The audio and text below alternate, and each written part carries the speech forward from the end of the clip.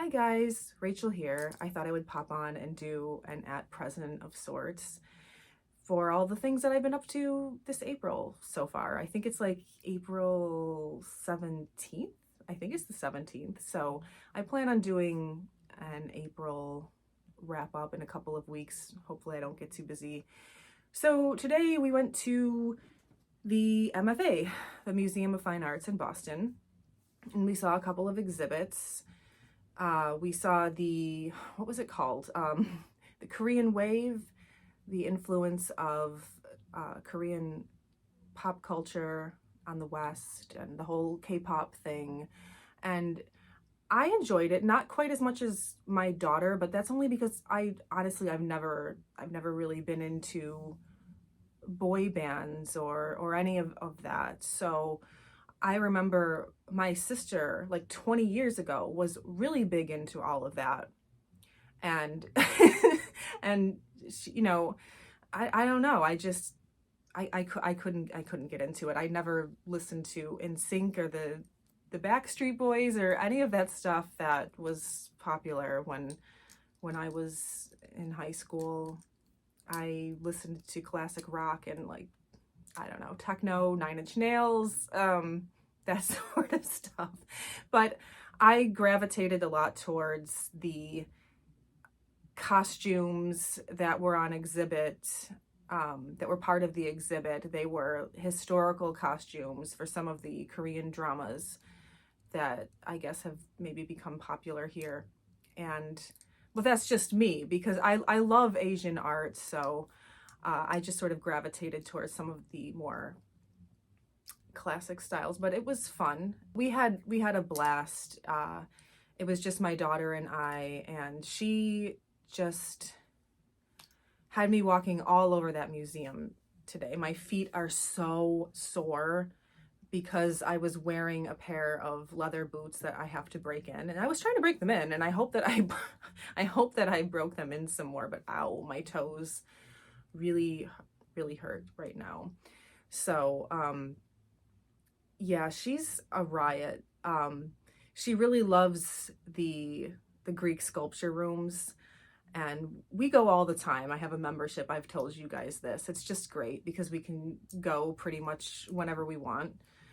And we were there some months ago, and we were in the Greek sculpture room. She's really into the gods right now. That's her thing. She loves going into that room, and she just studies this family tree that they have of all the gods. And today she was like, Mom, look how old Aphrodite is. See, she's like one of the oldest. And I was like, oh yeah. But anyway, we were in there one day, and she was just standing in the middle of the room, and she was just staring, very intently at everything. And then she whispered to me, she's like, I'm taking pictures with my mind. And I was like, oh, okay, I like that, So when we went back, I don't know, a few weeks later, when we revisited the room, it's one of her favorites. She was standing in front of a sculpture of Zeus. And she said to me, she's like, yep. She's like, it's just how I remember it. It looks exactly like my picture. And I was like, your picture? Because I guess I didn't remember. She's like, the picture that I took with my mind. And I just think that that's, I love that. So we had a blast. We spent like 4 hours in the museum, and then we met up with my boyfriend and had some pizza, and I can't remember if there was anything else that happened. We just had such a ball just running around the museum and giggling, and we just had a wonderful time. It's great that she can engage with that. So another thing about museums, I recently went and bought a membership to the Isabella Stewart Gardner Museum, which you guys have heard me talk about on my channel before. So if you don't know Isabella Stewart Gardner, I think I talked about her already, so you can look her up. Fascinating lady. But if you're ever in Boston, you should check out her museum. I decided, what pressed me was my daughter was asking me if we could go again. We had gone in January, and she wanted to visit again, and she had said, can we be members of this museum too? And I did some research, and I decided, you know, I had to consider it, you know, I had to consider it, but I decided to become a member. And one of the perks at the membership level that I signed up for is that I'm granted access to a bunch of other museums, you know, throughout New England, actually throughout the country. But especially here in Boston, there's so many museums, and I've been here for like 10 years, and there's so many things that I still haven't seen. But for example, we can get into the museum in Salem for free, the Peabody Essex. It's a wonderful museum, but I haven't actually been there. All the times that I've been to Salem, it's only like, I don't know, like 20 minutes away, and I haven't been into the Peabody Essex since my daughter was like a toddler, I think. So we can get into there for free. We can visit the House of the Seven Gables whenever we want. And even if you just go and visit the grounds, you have to get a pass to go in and enter the grounds. It's beautiful. The gardens, you're right there by the sea, and you feel like you're in the 1700s or the 1800s or what have you. It's so beautiful, such a beautiful spot. And there's a bunch of other museums, like there's some automobile museum that we want to check out. It's all part of the membership. So that's really cool. Anyway, we went to the Isabella Stewart Gardner Museum again last week to see the beautiful orange nasturtiums that they hang from the windows that you can view from the courtyard. It's an event that I think they do every year, and it's beautiful, one of the things that they're known for. So that was fun. And let's see, I got some things. So my daughter wanted another one of these ornaments. Last time I was there, I got a blue one. It's a beautiful hand-painted heart. Sorry, I'm like stuffy all of a sudden. And a painted egg. I don't know. I guess egg is kind of a weird word. See the birds? Isn't it pretty? What else is in here? My daughter got a bird because last time I was there, or we were there, I got a bird. Oh, it's so darling. And okay, so I was not planning on this, but they had Ferris wheel press inks, and I couldn't resist. They had some fountain pens too, like the carousel fountain pens, but I resisted. Sorry, all of a sudden I'm like hoarse. But yeah, this one is blushing mushroom. I don't know if you can really see it, but yeah, beautiful. I haven't inked my pen yet because I don't have any that I can ink because they're all inked. So I'll be doing that soon. And then I loved this. They had these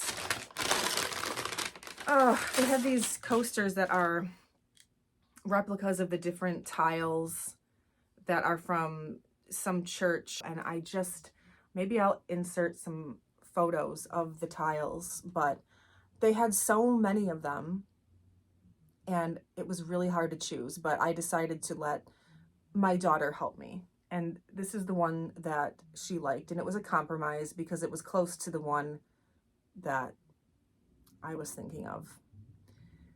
But yeah, she's like, let's just get one every time that we come here, and maybe we can redo our bathroom with them because our tiles in our bathroom are just sort of, I don't know, they've kind of seen better days at this point. Okay, so I think that's everything I got at the museum. So what else has been up? We've been thrifting a bit. I got some more records. I found this Dr. Zhivago, Maurice Jarre. You guys know that I love this movie. And I have the soundtrack on CD. I've had it for years, since I was a teenager. but I was excited to see this. Just a good collector's item. Let's see. Music from Mr. Lucky, Henry Mancini, because Henry Mancini is great. And I love the, sorry for the, can't get rid of the reflection there. I love the art. Look at the cat. Okay. This I loved. This I ordered. I got this because of the WC. I have this album and I wanted the record because the art I'm just in love with. It's stunning. I don't know. I just love it. Isn't that pretty? Okay. So what else has been up? So this is April break. My daughter is on vacation from school, and like today we went to the museum. On Monday we went into Salem, and it was so nice because everybody was at the marathon, you know, the Boston Marathon. I'm sorry, but like everyone's like, are you, no, I don't, I'm annoyed by things like that because no, it's just a racket to me. We were planning originally on going to the museum Sunday, and my boyfriend made a good point. He's like, no, it's going to be insane because everybody's going to be coming in from everywhere to see the marathon, and the traffic's going to be horrendous. So we pushed it to today, which worked out okay. It just kind of got in the way of work, so had to postpone some things, but we still wanted to go because it's April break and let's just go have fun with my daughter. Anyway, digression there. Everybody was at the marathon. And sometimes when there's a holiday, Salem can be very busy because everybody's on holiday. But because everyone was at the marathon, Salem was really dead. So it was great. And I got a couple of things there. But not much. I got this record, Alboni. There's not much to see here, but I love Alboni, so I was excited to find that. This beautiful book of ancient Egyptian poetry and prose at one of my favorite shops. They have a bunch of used books, so that was fun. And I got the Oswald Worth Tarot, this one. I want to get the other one too, but it's funny, I didn't have this, and I don't know, there's like a handful of mass market decks. Sorry, I couldn't think of the word. There's a handful of mass market decks that I just sort of save for when I'm in Salem sort of thing. It's kind of funny of me because it's like I go a lot. I don't go like every week or anything, but I go there often enough where I can go there and not buy stuff, but it happens. And I swear, I don't buy a deck every time that I'm there. But probably more often than not. I don't know. It's just, and I think that's about all that I got. We took a walk down some streets we'd never been down before, even though I've been living here for quite a long time, but I was on the hunt for a record store that I had found online we'd never been to, and it was in a neighborhood that we don't venture down because it's just sort of like residential, and it's not like one of those neighborhoods that's filled with historic homes. And I found it, and it was exciting. So they weren't open. I knew they weren't open, but now we know where it is, so that when we go back, like maybe later this week or next week, we're gonna check out the record store because it's been there for a really, really long time. I think it boasts being like, I don't know, like one of the older record stores in the United States or New England or something like that. It looks like they have a really good varied collection, so I'm excited for that. So what else has been up? We've still been watching movies, and I suppose I'll share a few of the films that I've watched with my daughter. So let's see where to start. All right. Blithe Spirit. This is Noel Coward, really prolific screenwriter, playwright, really talented. This is directed by David Lean, and this is 1945. This stars Rex Harrison, and Margaret Rutherford is in it. She's awesome. Kay Hammond, Constance Cummings. It's a beautiful Technicolor comedy, which, if you ask me, is sort of rare to see. Well, actually, I don't know. Is it Technicolor? It was color, but I don't know if this is necessarily Technicolor. This is a British film. But anyway, it was rare to see colored films in the 40s that were not like musicals or epics. They did exist, but I think the reason they did this was, well, a specific reason. So this is about this dude. He's a writer, and out of curiosity, he's trying to write some book, I think. He invites someone over, a medium over, to do a seance. He has some friends, you know, they have some drinks, he and his wife, and she performs this seance. It's Margaret Rutherford is the medium. And she contacts, not intentionally, but she contacts Rex Harrison, I forget the character's name. She contacts his dead wife. So it's a dark comedy, and it's a really good one. And I love David Lean. Like, David Lean directed this, so you guys probably could tell, like, Dr. Zhivago, Lawrence of Arabia. But we really enjoyed that. And then also directed by David Lean, Brief Encounter. This is also 1945, and it stars Trevor Howard and Celia Johnson. This is a work of art. This is considered one of the most romantic films of all time, one of the most beautifully directed films of all time. It's a lot of people's favorite, like, you know, the film buff people, the art critics. It's beautiful. It's about two ordinary, innocent people who fall in love, but they're both married. It's about an affair. And I was watching it. I'd seen this before. My daughter wanted to see it, and I was sitting there, like, trying not to let her see that I was crying. It's touching. And the score is Rachmaninoff's Piano Concerto No. 2. So there's not much else I can say about that. Okay. Cabin in the Sky. This is 1943, I believe. And this was directed by Vincent Minnelli. You know, Vincent Minnelli, married to Judy Garland, father of Liza Minnelli. And I mean, has anyone ever looked more like a combination of their mother and father than Liza Minnelli? I mean, she looks just like her mom and her dad. It's incredible. So this stars Ethel Waters, Eddie Richard Anderson, and Lena Horne.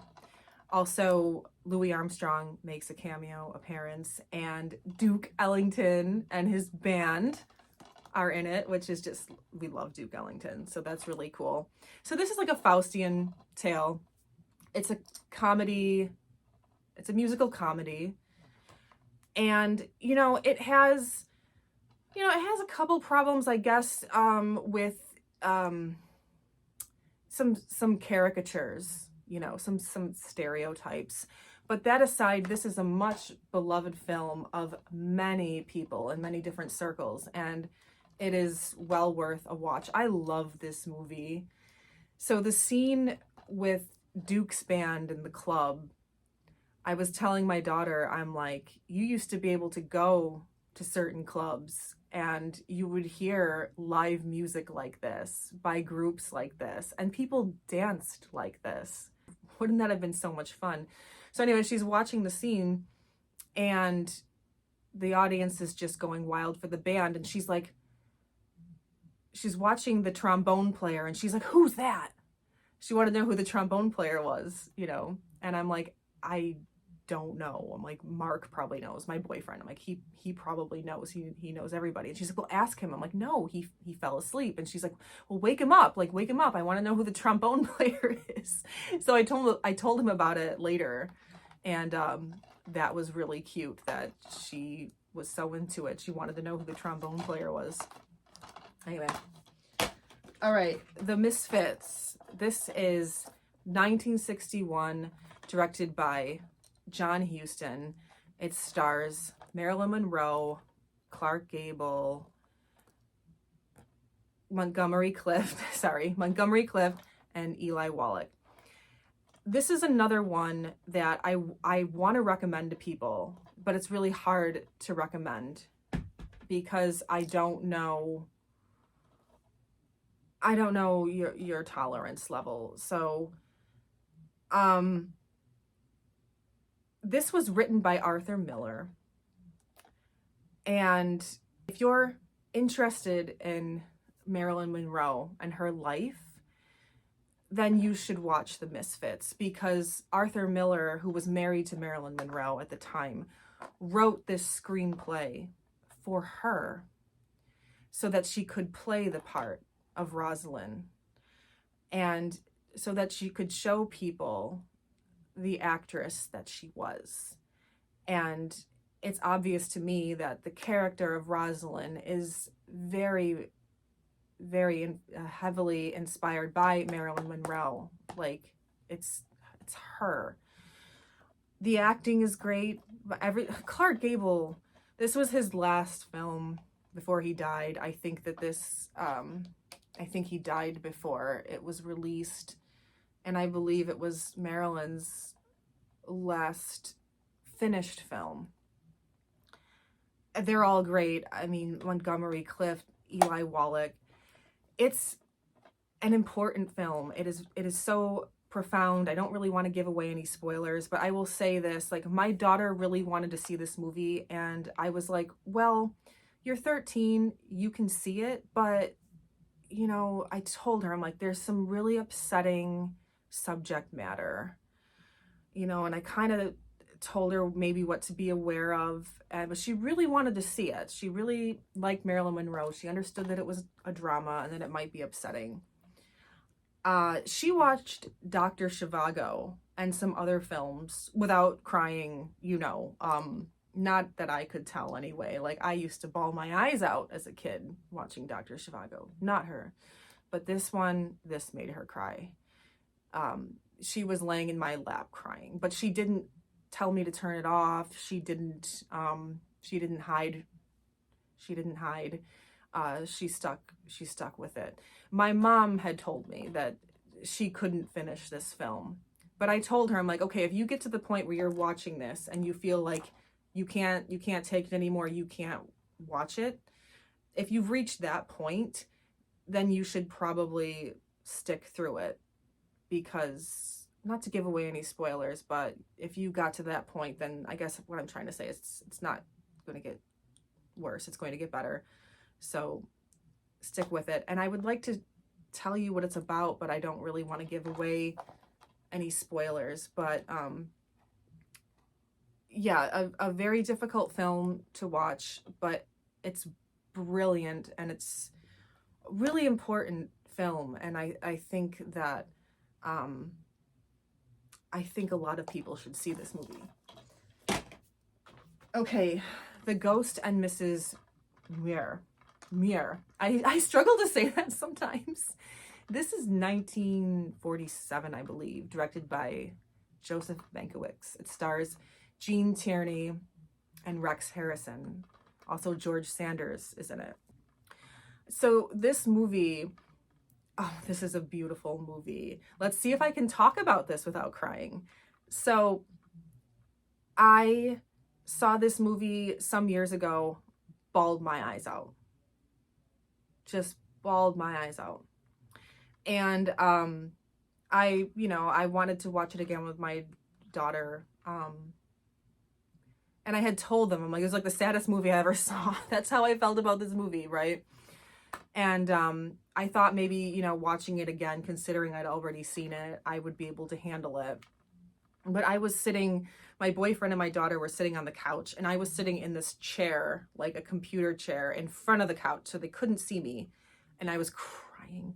But I mean, like, I was like hyperventilating, like I was shaking, and I was like, it was terrible. I had a box of tissues in my lap, right? And I was hoping that they couldn't tell that I was trying so hard to keep my tears in that my throat was burning.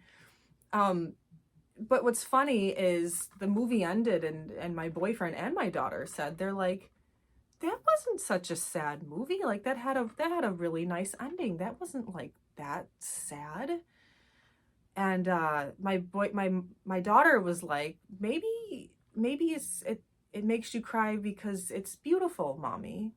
Because beautiful things make you cry. And I'm like, yes, that's true. My boyfriend said, he's like, it must trigger something within you. And yeah, I think so.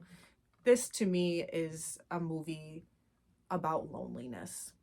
And I can really, really resonate with that. I just really, really resonate with Jean Tierney's character. She's a widow with a young daughter. The daughter is played by a very young Natalie Wood. And she goes to live in this house by the sea. Self-sufficient. She has a maid, but on her own. She didn't want to live with her in-laws anymore. They were too controlling and stifling. And the house is inhabited by a ghost played by Rex Harrison, and she falls in love with him. And I mean, it has its comedic moments, and I suppose, yeah, it has a nice ending, but oh my God, does it make me cry? I mean, just thinking about it sometimes makes me cry. It's beautifully directed. And I mean, I think there's a line in the movie where the character Lucy, or as the ghost likes to call her, Lucia, she's telling her daughter that sometimes being around other people makes you feel even more alone.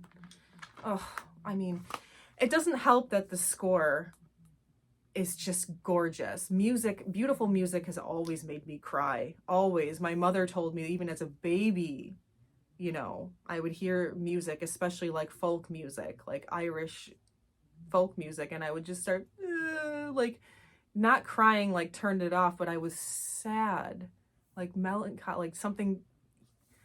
I've never gotten over it. But anyway, the music, sorry. Okay. It has the score by Bernard Herrmann, and he's one of my favorite film composers. He did a lot of the iconic scores for the Alfred Hitchcock films. He did Vertigo, and he did Psycho, and North by Northwest. He also did the score for Taxi Driver, which Taxi Driver is a pretty screwed up movie, but the music makes it. I was watching it with my boyfriend one time, and I said to him, I'm like, I wonder how many people realize that what draws them to this movie might be the music. Really, the music really makes it so beautiful. But anyway, The Ghost and Mrs. Mirr. I highly recommend it, but let me know if it made you cry or not. And we are currently watching Sergei Bondarchuk's War and Peace. This is not showing up very well. Okay, so I was watching this like a couple of weeks ago, and my daughter was in and out of the room, and she's like, I want to watch this from the beginning. I want to watch all of it. Now, this was released in 1966. It's like 7 hours or something, a Soviet era film. This is hailed by many as the epic of epics. I think it was the most expensive movie ever made, or it hailed that record for a time. I don't know if it's still considered the most expensive film ever made.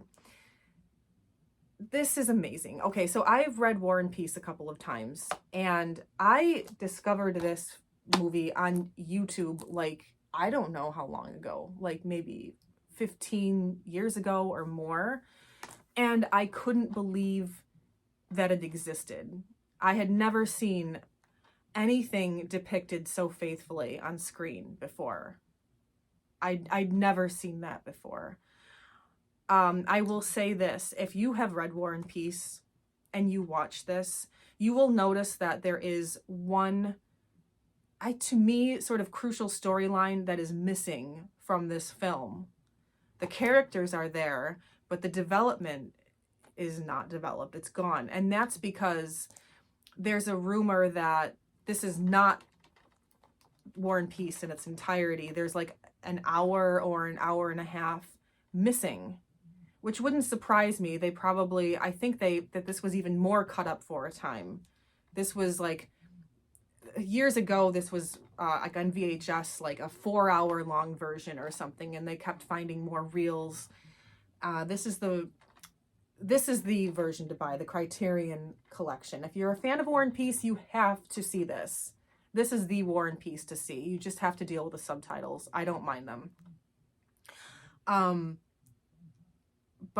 Yeah, there's like an hour and a half missing from the film. I am sure of that, because there's no way that they would have adapted something to screen so faithfully and left that out. But that aside, you would, if you didn't know that, you would watch this and not think that it was incomplete. It's beautiful. It's, yeah, if you love War and Peace and you've never heard of Sergei Bondarchuk's War and Peace, look it up. I think that you actually can still find this on YouTube in 4 parts or maybe more. But make sure that if you find it, you're watching them in order, like part 1, part 2, you guys know how to count. Okay, so that's it for movies. All right, Dex. Oh, Godzilla. Yes, I decided he's gonna be my buddy for videos. So I'm still using my L'Ortoine Les Tarot, the Grand Atea. Sorry if you can hear him. Okay, the Grand Atea. Yeah. So I've mentioned this before. This is its own system, and I've really been having fun with it. And I've just been reading it according to the traditional Atea meanings, give or take a little bit of intuition.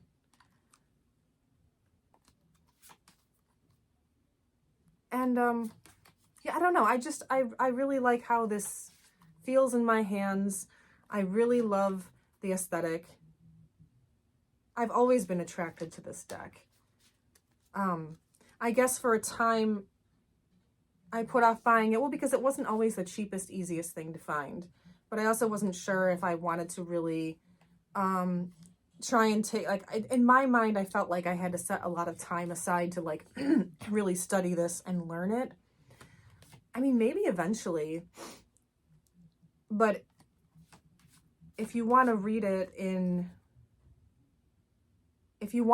with the meanings that were originally intended, all you need to do is read the little guidebook. And that works for me. I tend to do just, a daily 3-card reading is usually my style. Maybe at some point I'll try a larger spread, but I haven't been doing larger spreads for quite some time. Another deck that I've really been digging is this Swiss Marseille by Irene Torres. This is beautiful. And the color palette, it has these beautiful, I don't know, almost like indigo and red and gold. And there aren't any titles on any of the majors. There aren't any titles on here at all. It's just meant to draw you in. And I apologize so much for the lighting in here. But yeah, I had drawn the star card in a recent reading. And I just spent the longest time with that card. Just sort of, I went on a little journey. I was there. You know, I was there. I could see the little bird in the tree, you know, and I don't know. I've really been enjoying the seashell oracle. So I was mentioning how March was actually quite calm for March for me this year, but here mid-April, we are back. I don't know, there's something about the sea and all things nautical that are dreamlike to me. And I especially like to use this on mornings after I've had a dream that's maybe upset me, or a dream I can't shake. Do you ever have dreams where it's just, it permeates the rest of your day? It alters your perception of reality. You're not sure of when or where you are. Well, sometimes even I'll use this and it makes me recall a dream I have. You know what I mean? Like sometimes you'll have a dream and you've forgotten all about it until something triggers it. And another deck that's good for that is the Thoth. So I've been receiving some really profound readings with this, especially while listening to music with headphones. It's wild. It's like, do you ever wake up? Maybe you're not even dreaming, but if you're waking up and there's music playing in the room, whether it's on television or you've fallen asleep in a car, you can hear it with this acute clarity that you're not usually granted. Or maybe it takes on a new level of meaning to you. Or if I've had that happen to me where maybe I wake up while I've been listening to classical music and I feel like I'm hearing it not in the present, but as a contemporary of someone like Beethoven. And it's a visceral experience. I can feel it. I can feel it here. And it's like, oh my God, like, I know what you were thinking when you wrote the music. And I mean, and then you wake up and you're like, well, that all could have been my imagination. But that's been happening to me, especially while using this deck. I'll be listening to music and the person singing is dead. But now, not when I'm in this state. They're there. It's hard to explain, and I'm going to stop because I'm just going to get too personal. But I've been enjoying my little personal ritual that I've been actually finding the time for this past week. With my Thoth, I was like, I've been using a lot of Marseille and trying to stick to Marseille, but when this calls, it calls, and I can't stay away from it, so what can I do? I think that's all I wanted to show you. Hopefully I'll be back soon with some more. Okay, take care. Bye, guys.